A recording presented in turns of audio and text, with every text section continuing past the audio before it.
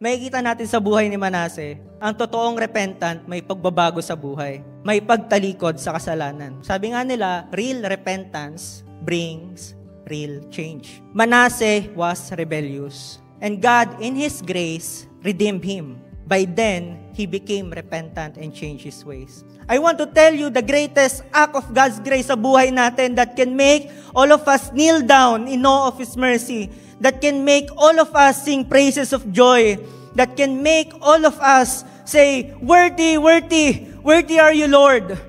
Ito yung pagkuha ni Jesus sa ating mga kasalanan at ang kanyang muling pagkabuhay. Sino ba tayo? Sino ba tayo, church, para magdusa ang napakabuting Panginoon? Sino ba tayo para sa kaligtasan natin?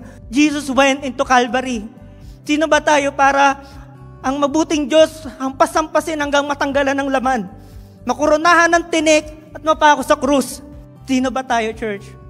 Tayo ay tuldok lamang dito sa kalawakan. Wala tayong ginawa kundi magkasala sa Panginoon. Pero dahil sa sobrang pagmamahal niya, He still died and resurrected.